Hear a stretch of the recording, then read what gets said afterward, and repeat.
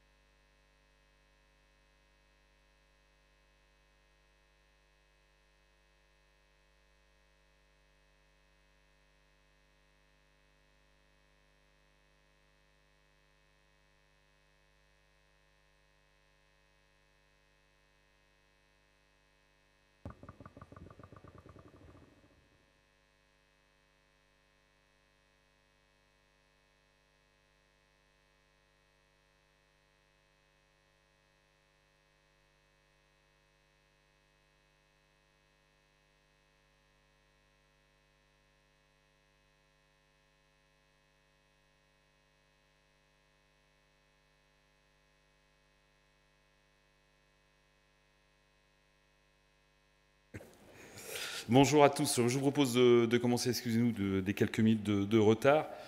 Cette conférence donc, sur le WLTP Vecto, quel impact sur la filière? Avant d'introduire un petit peu cette conférence avec quelques mots pour revenir un petit peu sur le périmètre Euro 6, on en parlera dans un instant. Je vais vous présenter donc les différents intervenants. Éric Poncet, qui est responsable homologation et relations institutionnelles chez Iveco France, Stéphane Bouquiot, chef de projet adaptation master chez Renault SAS, Florine Masson, cadre expert chez Carfa, et Stéphane Marie, directeur industriel donc chez Le Capitaine. Merci en tout cas d'être présent pour cette conférence WLTP qu'on devait faire déjà il y a quelques mois.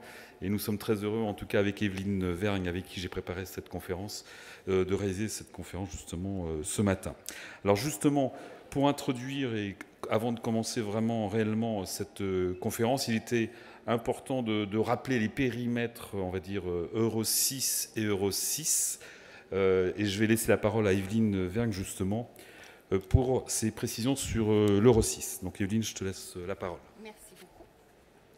Bonjour à tous. Bon, c'est vrai que c'est important de remettre l'église au milieu du village et de comprendre les limites de l'Euro Petit 6 et les limites de l'Euro VI. Alors, on a deux mondes très différents. Comme vous voyez, il y a le monde orange qui concerne l'Euro Petit 6 et il y a le monde bleu qui correspond à l'Euro VI.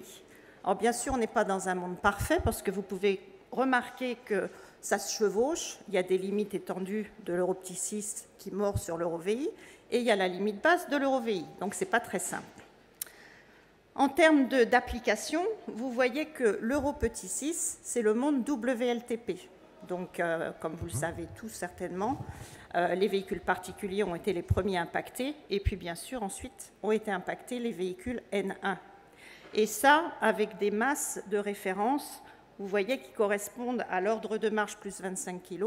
Donc, ces applications Euro Petit 6 pour les véhicules utilitaires, la limite, c'est 2 tonnes 840. Si vous êtes au-dessus de 2 tonnes 840, vous ne pouvez plus transformer un véhicule, enfin vous ne pouvez plus homologuer, vous n'êtes plus dans la bonne fourchette. Vous voyez qu'ensuite il y a le monde des N2 et des N3, et là on passe dans le monde Vecto. Donc là, monde différent, déjà c'est un changement, on va dire, de stratégie d'homologation. Vecto, c'est un outil spécifique développé donc, par la Commission européenne. Et donc, c'est un outil commun à tous les constructeurs. Si je reviens sur le monde Euro Petit 6, là, ça a été un peu plus compliqué, puisque là, la Commission européenne a laissé la main à chaque constructeur de développer son propre outil. Donc là, ça se complique, notamment pour les carrossiers. Et vous voyez qu'entre ces deux mondes, il y a quand même un no man's land, c'est la période avec le point d'interrogation, où, à ce jour, nous n'avons pas de réglementation. On est plutôt Euro-VI, mais on n'a pas d'outil entre le WLTP, l'outil constructeur, et l'outil Vecto. Donc, l'objectif de cette conférence est d'échanger avec les constructeurs et avec les carrossiers pour savoir comment ils ont appréhendé cette évolution réglementaire. Je redonne la parole à Hervé. Merci Evelyne pour ces quelques précisions donc explications de texte sur l'Euro 6. Alors je vais commencer donc par Stéphane Bouquiot de chez Renault. Alors oui, bonjour. Bonjour. Quel impact justement pour Renault? On pourrait citer notamment l'exemple du Master avec des versions. Je crois qu'il y a plus de 350 versions, c'est ça? Oui, effectivement. Donc on a en combinaison de longueur, hauteur, typologie entre les planchers et les châssis, plus de 350 versions de base, entre guillemets. Et donc avec WLTP qui a remplacé le cycle NEDC, ça nous a obligés à ne plus avoir une approche enveloppe, mais d'aller à chaque version, puisque maintenant chaque véhicule sort avec son CO2 individualisé en fonction des options. Et donc pour ça, on avait développé un tout petit peu avant le Master pour nos véhicules particuliers un outil qui s'appelle Calice, qu'on a appliqué sur Master à partir de 2019, avec la particularité du Master qui est énormément utilisé par les carrossiers pour les transformations, de mettre à disposition un outil supplémentaire qui s'appelle Calisco, qui permet à chaque carrossier de venir sur le véhicule de base documenter les modifications en termes de hauteur, largeur, masse, et de récupérer un certificat de la valeur CO2 mise à jour pour le joindre à son dossier d'homologation.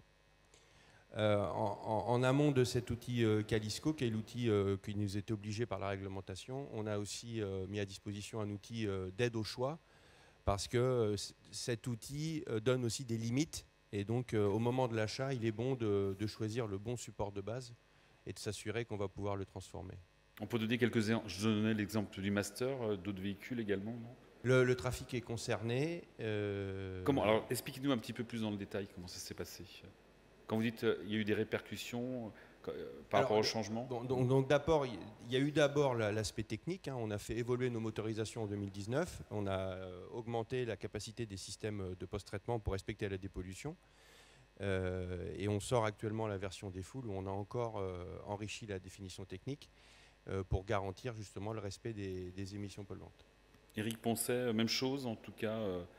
Oui, alors si le micro plus près, le micro. Éric, le micro. Ah pardon.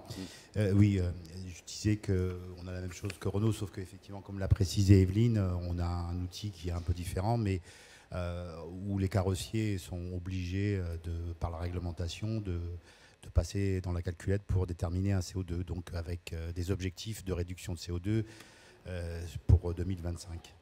Et chez Iveco, la chance aussi qu'on a, c'est qu'on a la possibilité de le faire sur la gamme EV.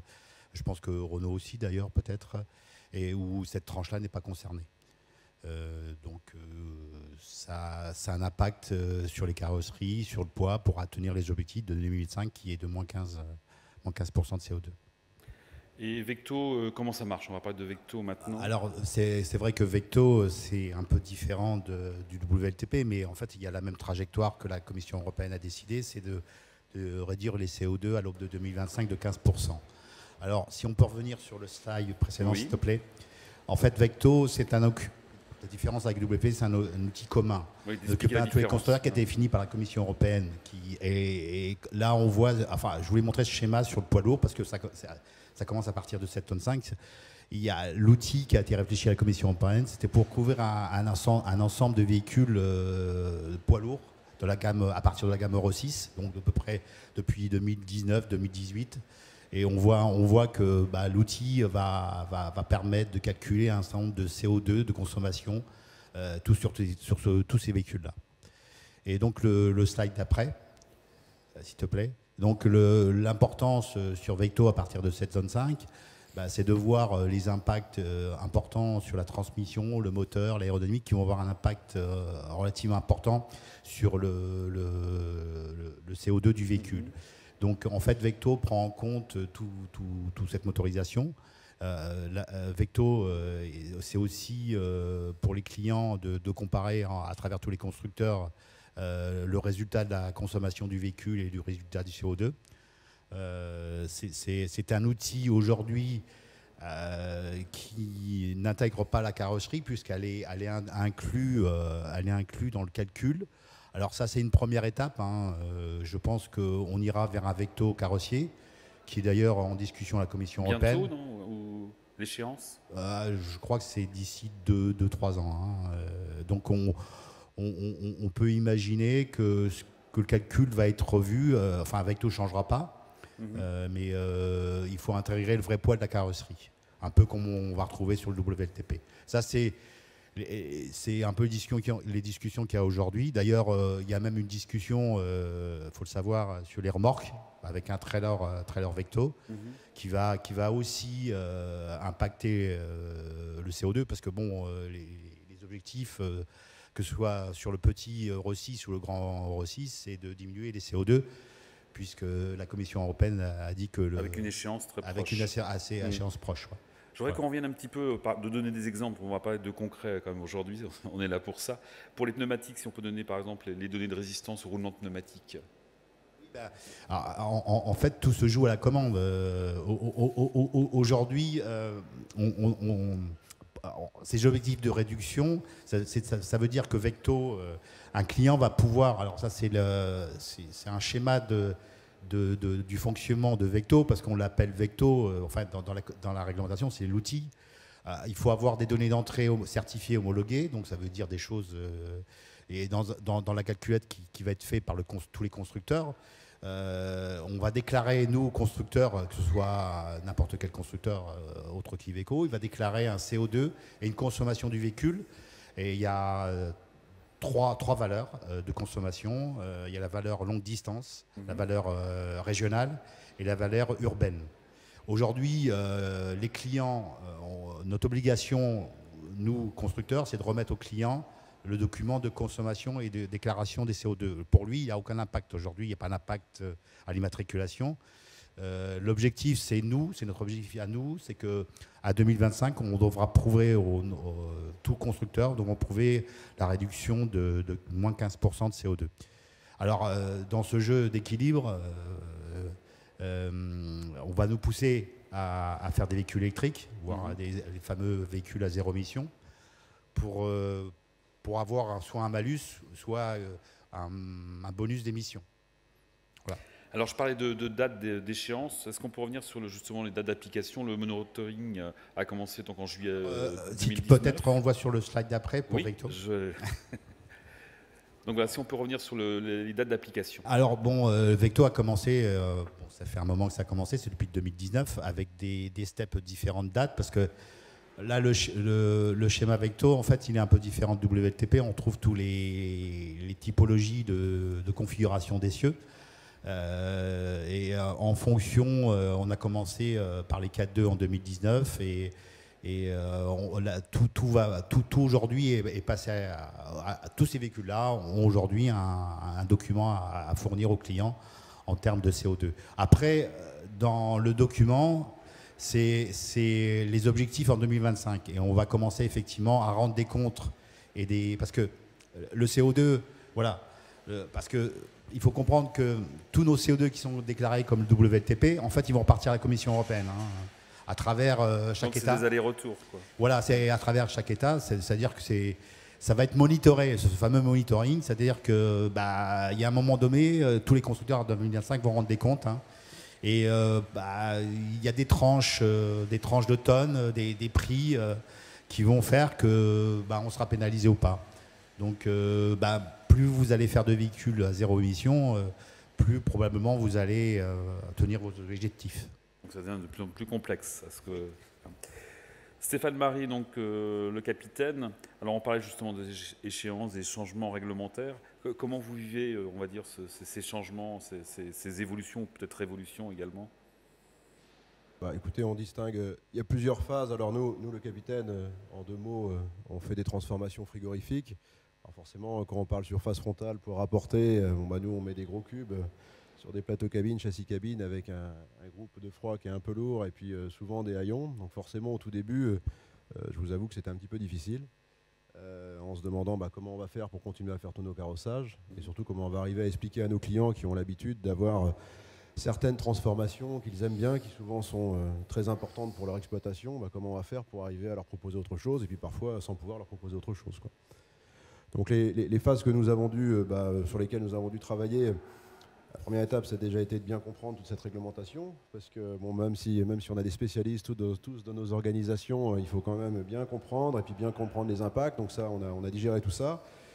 Rapidement, on a vu que ça allait avoir un impact important sur tout notre travail de plancher cabine, surtout nos transformations de plancher cabine, mais sur les châssis cabine qui sont quand même pour nous la grosse part de marché sur nos transformations, comme l'a bien dit Eric. Au début, on a vu qu'on pouvait toujours faire les NEDC et qu'on pouvait toujours transformer un petit peu comme on voulait. Et donc, en fin de compte, l'impact, il a été assez limité. Et je pense qu'on n'est pas les seuls dans notre activité.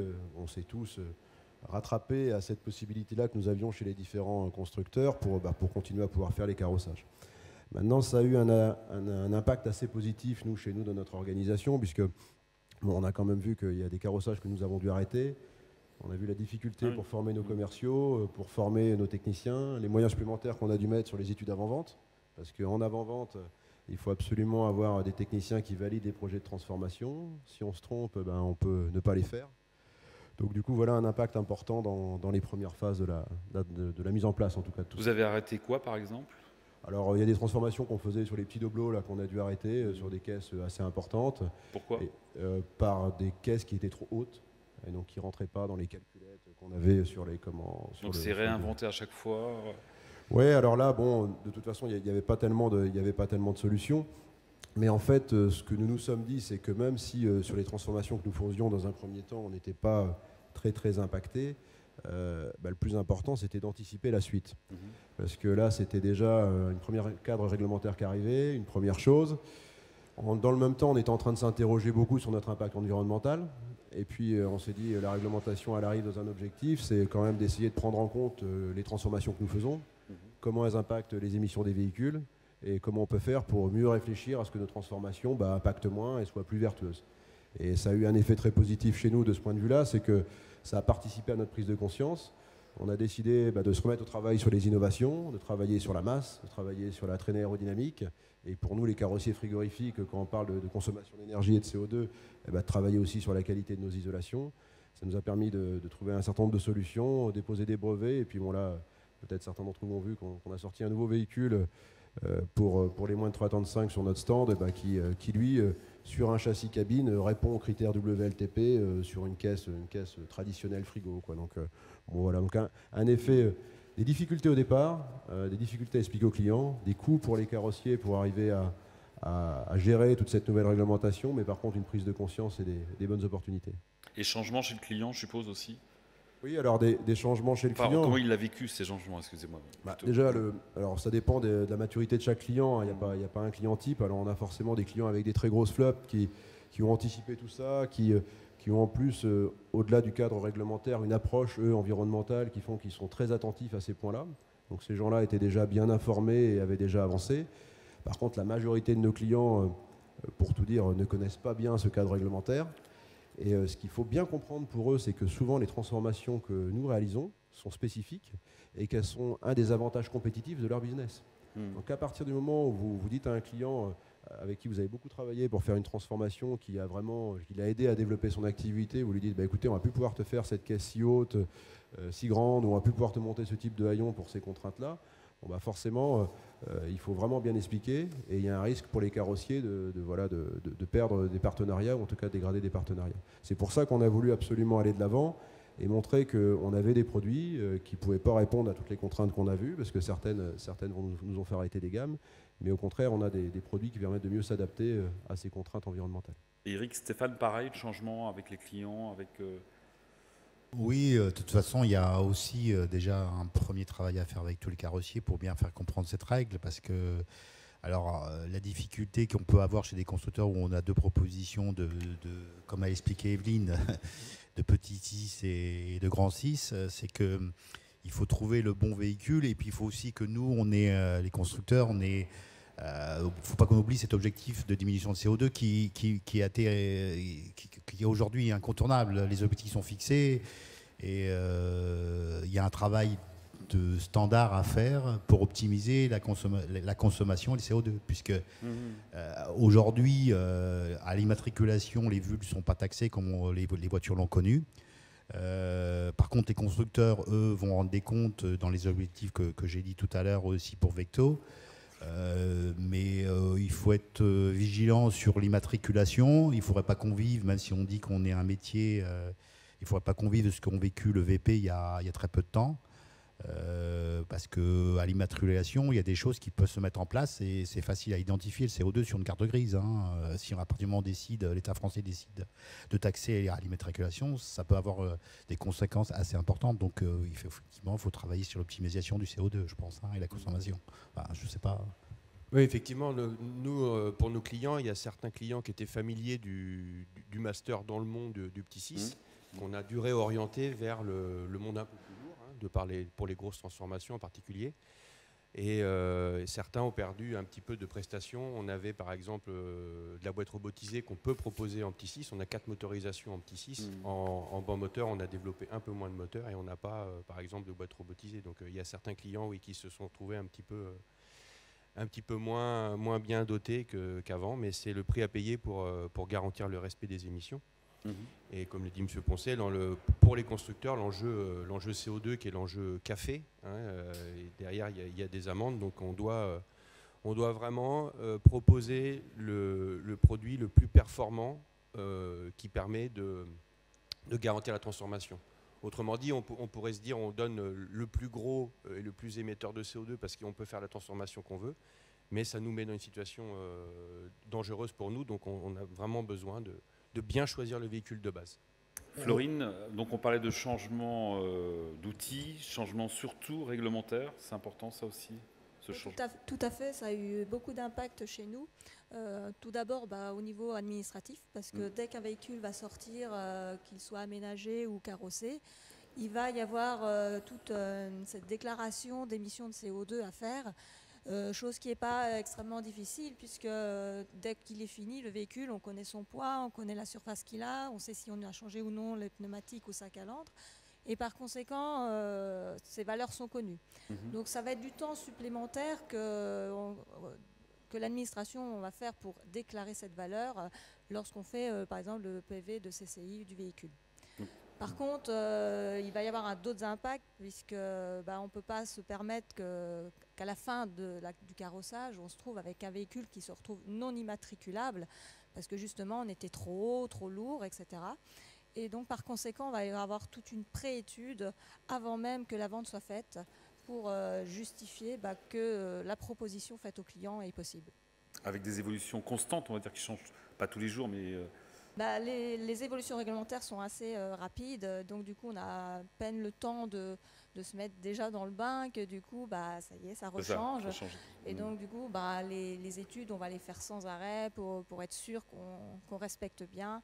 Et puis chaque version de véhicule est tellement différente de l'un à l'autre que dès qu'un client va changer quelque chose, on va être obligé de revérifier. Ça veut dire que vous allez changer votre mode de travail également, d'organisation ? Tout à fait. Alors par exemple, parfois il y a des clients qui viennent régulièrement chez nous, qui avaient l'habitude d'avoir un certain type de carrossage. Et donc du coup, on leur faisait une petite mise à jour du devis.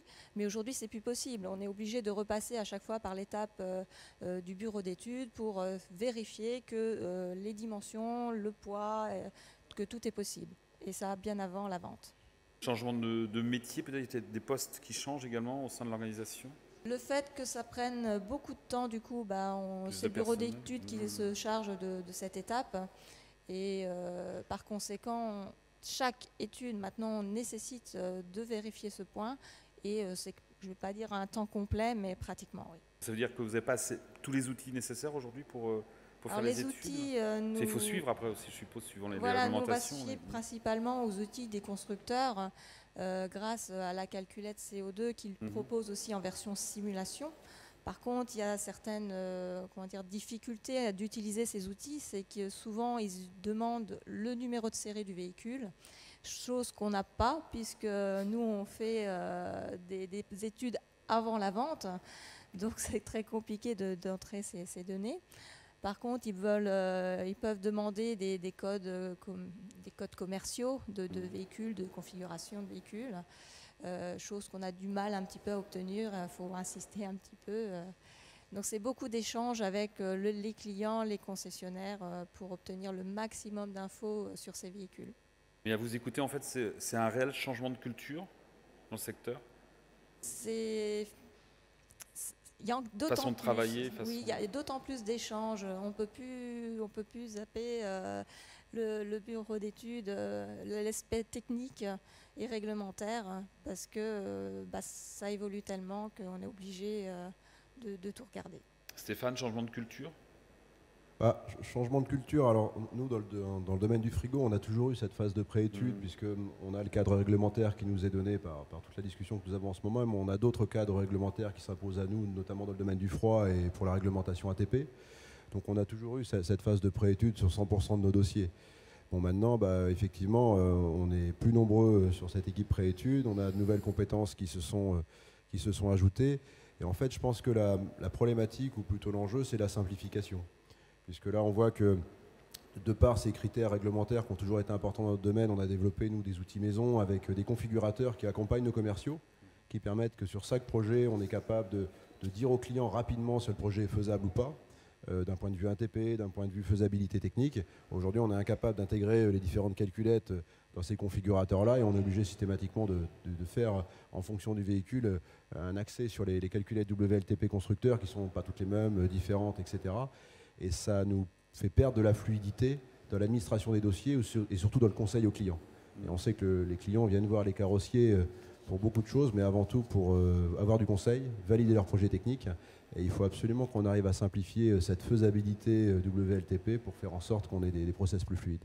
Eric, changement de culture, c'est le mot est oui, fort. enfin, je rejoins. En fait, tout se décide au départ, en fait, et en fait, on intervient aussi chez nous, chez les vendeurs, pour bien passer le message, parce que à partir du moment où on choisit un petit 6 ou un grand 6, en fait, ça change complètement l'approche. On ne peut pas basculer comme ça. S'il y a une erreur, on ne peut pas basculer. Si on choisit le petit 6, c'est qu'on a fait une étude préalable dans les configurateurs des constructeurs et on a choisi la carrosserie et son poids.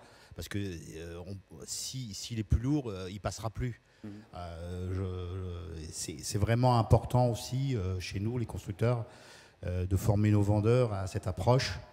Alors aujourd'hui, on a encore une marge avec le grand Euro 6, mais comme on propose le petit 6 et qu'il est réglementé avec des charges spécifiques, tout se décide à la commande. Ça veut dire que quand tout se décide à la commande, ça veut dire qu'on a un contact avec le carrossier, c'est qu'on a fait des échanges, on a des poids, et quand on appuie sur le bouton, ça veut dire que ça ne peut plus changer. Et ça veut dire que le véhicule va arriver en petit 6, et il va falloir qu'il soit carrossé comme il a été fait à la configuration. Donc tout se joue à la commande. Stéphane? Oui, effectivement. Donc nous, on a essayé avec ce qu'on a appelé le Help Me Choose, là, de justement donner le maximum d'informations sur le potentiel du véhicule de base pour qu'à la commande, on soit sûr d'aller au bout. Il y a eu quelques loupés, malgré tout. Et on a aussi quelques clients qui achètent des supports de base sans forcément connaître la transformation. Donc là, c'est pareil, il faut bien qu'ils connaissent ce sur quoi ils s'engagent quand ils nous achètent le véhicule de base. Stéphane, on parlait donc d'impact technique, impact commercial également? Oui. Impact commercial, oui. Et puis pour rejoindre ce qu'on disait tout de suite, là, les choses se complexifient aussi en ce moment avec les délais de châssis. Parce qu'on a bien dit, il faut que tout soit bien clair au départ, il faut que tout soit bien défini. Alors quand le châssis arrive dans 3 mois, bon bah ça va. C'est quoi en ce moment? C'est 3 mois en moyenne? C'est pas à moi de répondre, hein, c'est à mes amis constructeurs, mais c'est un petit peu plus long que ce que nous avons connu jusqu'à présent. Voilà, c'est Joker. Bon, c'est pas le débat non plus. Non plus. Mais par contre, tout ça pour dire que cette étape de faisabilité qui est devenue essentielle, elle est devenue vraiment structurante, quoi, parce que dès qu'un critère change, dès que la manière de travail change, et ben on a des risques qui sont associés à tout ça. Et des impacts commerciaux? Alors, vous voulez dire des impacts commerciaux sur le prix, sur des choses comme ça? Oui, bien sûr. Là, c'est difficile de répondre, parce que si on répond uniquement sur le cadre réglementaire, franchement, je ne sais pas vraiment le dire. En fait, pas trop. Mais de manière induite, les enjeux sur la carrosserie sont plus forts. Donc, si on veut continuer à carrosser et puis à faire en sorte que nos clients aient des produits qu'ils puissent utiliser, bah oui, il faut qu'on aille plus loin. Parfois, il faut utiliser des matériaux, il faut utiliser des conceptions qui vont être plus coûteuses. Mais c'est bien l'enjeu de la réduction du CO2, c'est d'arriver à peut-être sur l'investissement initial avoir quelque chose qui va être plus qualitatif ou plus technique, mais avec lequel on va se retrouver, on va arriver à amortir ces coûts-là avec des gains sur les consommations, d'énergie, en émettant moins de CO2 et puis qui vont permettre d'amortir ces coûts initiaux qui augmentent avec les nouvelles gammes de produits que nous sommes en train de sortir. Et ces changements, pourquoi pas les prendre comme une aubaine justement pour préparer le futur? Même si au départ c'est difficile, je le conçois. Nous, de toute façon, je dirais que si on sort un petit peu du cadre réglementaire là, qui nous anime aujourd'hui, et puis toute cette technique, et puis de toutes ces calculettes et de ces choses-là, il faut essayer de reprendre l'objectif initial, c'est que on a un problème d'émission de CO2, ça c'est sûr, et on a un problème de particules fines dans nos centres-villes. Je pense qu'il n'y a plus grand monde aujourd'hui qui dit le contraire, quoi. Bon, donc bien sûr, les constructeurs travaillent beaucoup là-dessus. Alors nous, modestement, les carrossiers, on a aussi notre rôle à jouer. Et surtout, ce qu'il faut, c'est qu'on continue à accompagner nos clients. Donc on doit proposer des innovations, proposer des transformations qui soient moins lourdes, qui aient une meilleure traînée aérodynamique et qui permettent de consommer au total moins d'énergie pour arriver à limiter ces émissions de CO2. Eric et Stéphane, justement, une aubaine ou pas, on va dire à moyen terme? Et les objectifs sont définis, réglementaires par rapport à la diminution de CO2. Je pense que chez les constructeurs, 2025 va être quand même, je pense, le vrai départ des changements technologiques où on entend qu'il faut faire des véhicules propres pour diminuer. Il y aura des impacts probablement financiers puisque les véhicules, par définition, électriques, probablement, ils seront un peu plus chers. Il faudra regarder si on peut faire toujours les technologies, les carrossages, les standards. Il faudra basculer petit à petit pour avoir des véhicules qui puissent aussi rentrer dans les autres ZFE, parce qu'il y a tout ça, il y a tout ce mélange là qui fait qu'il y a un impact. Beaucoup de choses, quoi, en fait, en même temps. Oui, beaucoup de choses en même temps. Et il y a un gros règlement qui arrive l'année prochaine, c'est le règlement de sécurité, qui est indépendant de la pollution, mais qui va imposer aussi des sécurités sur le véhicule, des caméras, des détecteurs en temps mort. Ça va avoir un impact financier forcément sur le véhicule. Stéphane, vous vouliez réagir? Oui, oui, c'est indéniable que ça change un petit peu les équations économiques. Hein. Ça rajoute une dimension, cette dimension CO2 là. Et ça a certaines vertus. Ça permet de prendre des décisions sur, je pense à du travail de forme pour l'aérodynamique ou des choix de matière pour gagner de la masse.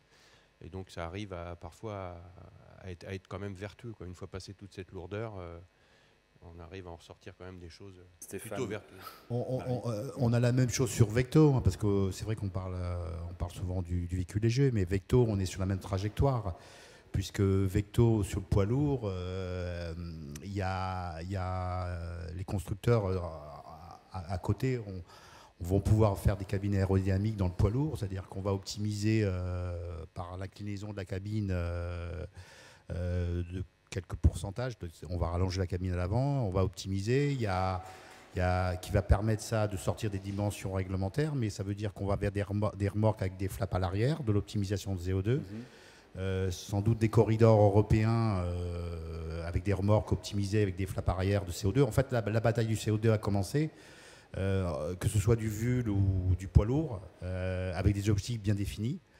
On ne fera pas marche arrière, hein, donc il y aura forcément des impacts financiers. Hein. Quand on va monter un flap chez un carrossier, parce que chez les carrossiers pour monter sur une caisse que vous faites, hein, un flap, et quand on dit que les carrossiers auront sur Vecto une déclaration à faire, s'ils montent un flap, probablement ils auront une optimisation du CO2. Donc ça, c'est en place déjà. Hein, donc ça a été validé dernièrement. On en reparlera, je pense. Je ne sais pas si vous avez des questions dans le public. Il n'y a pas de questions? Je vais laisser la parole à chacun, un petit mot de fin. On va commencer par vous, Florine. Pour conclure, c'est vrai que cette réglementation nous a un petit peu bouleversés parce qu'il y a beaucoup de choses de relationnel avec le client. On a eu beaucoup plus d'échanges avec le client pour affiner le projet. Plus de temps aussi.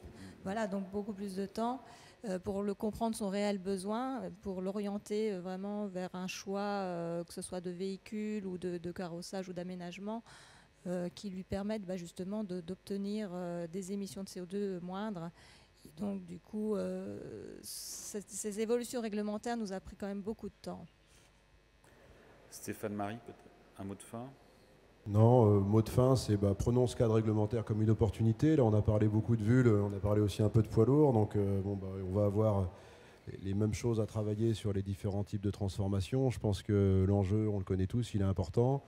Les carrossiers constructeurs, modestement, ont leur pierre à apporter à cet édifice-là.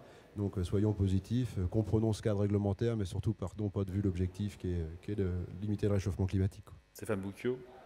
Oui, donc je pense qu'au niveau des émissions polluantes, on est arrivé à des niveaux extrêmement bas. Donc maintenant, on le voit bien, la tendance, ça va être de baisser maintenant les consommations.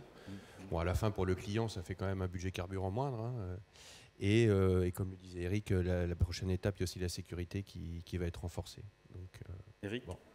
Oui, le message, moi, ce que je veux dire, c'est comme on est sur la fédération de la carrosserie, c'est que un partenariat entre les constructeurs et les carrossiers, on doit aller chercher ensemble, parce que c'est un ensemble d'une optimisation du CO2, puisque c'est la direction qui a été prise par la Commission européenne. Donc, c'est consommation, réduction de poids, parce que il n'y a que comme ça qu'on va y arriver. Donc, il y a un travail et un challenge, à vrai. Alors, dans tous les domaines, hein, que ce soit le VUL ou le poids lourd. Donc il y a un vrai challenge. En plus avec des véhicules avec énergie propre qui arrivent, parce que ça sera incontournable. Hein. C'est même pas qu'on a envie ou pas, c'est que l'avantage d'avoir des véhicules électriques, c'est qu'on va pouvoir redescendre la moyenne des CO2. Donc il va falloir aller les chercher, quoi. Voilà. Merci en tout cas de votre présence. Merci à tous et je remercie bien sûr Evelyne Vergne d'avoir préparé étroitement, enfin très même largement, cette conférence en tout cas. Merci à tous. Merci. Merci. Merci.